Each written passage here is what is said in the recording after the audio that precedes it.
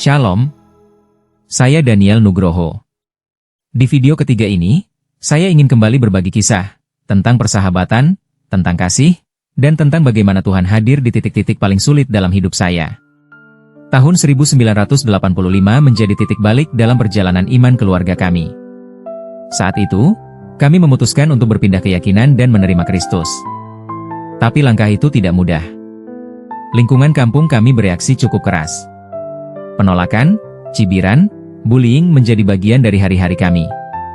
Saya masih kecil saat itu. Namun luka penolakan itu terasa nyata, sampai saya harus pindah sekolah, hanya setahun sebelum lulus SD, karena dianggap berbeda. Tapi di tengah gelapnya hari-hari itu, Tuhan membawa saya ke satu tempat, Gereja Baptis Indonesia Nyutran. Dan di sanalah, saya bertemu dua sahabat yang menjadi seperti saudara sendiri, Chris dan Agus. Lewat sekolah minggu, kami bertiga dikenal sebagai trio kuek-kuek Nyutran. Setiap pulang sekolah, saya mengayuh sepeda hampir 6 km menuju gereja. Bukan karena kewajiban, tapi karena di sanalah saya merasa diterima. Di sanalah saya merasa pulang. Sekolah minggu bukan sekadar kegiatan mingguan. Itu adalah rumah kedua kami.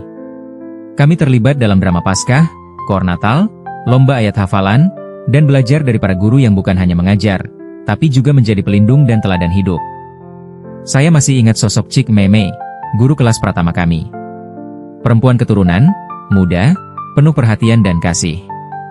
Suatu malam, saat latihan koor diguyur hujan dan hari makin malam, ia menyuruh saya pulang naik becak, sambil membawa sepeda saya naik becak juga. Lucu, ya? Tapi itu sungguh terjadi. Karena dia takut saya kehujanan dan pulang terlalu larut. Bayangkan sepeda naik becak. Anak kecil naik becak. Dari taman siswa menuju rumah.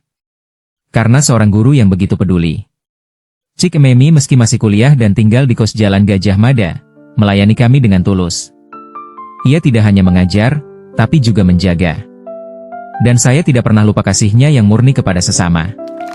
Lalu ada juga sosok Ibu Muji Harjono, ibu rohani kami. Beliau dan keluarganya menampung kami di pastori.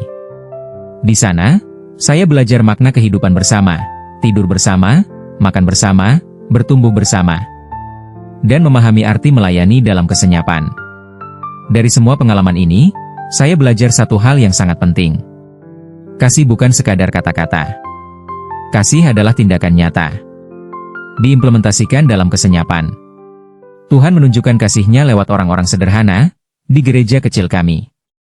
Saya bersyukur, karena hidup dalam lingkaran orang-orang yang penuh welas asih, yang diam-diam menyatakan kasih, tanpa perlu sorotan.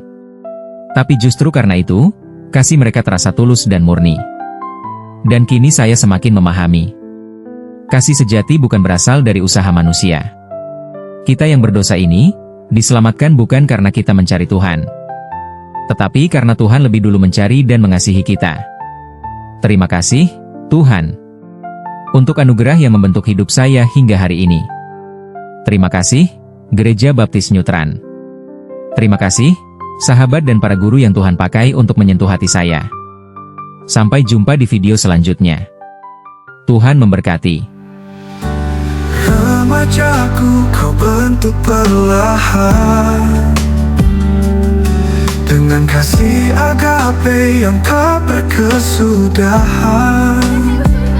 Saling mengasihi, saling melayani.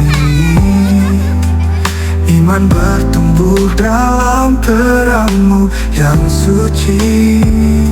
Di gereja Nyutran, kasih-Mu mengalir, membasuh jiwa, menuntunku berdiri. Terima kasih Tuhan, atas karya-Mu yang dalam. Kini aku hidup penuh pengertian tentang cinta-Mu yang kekal dan bertahan.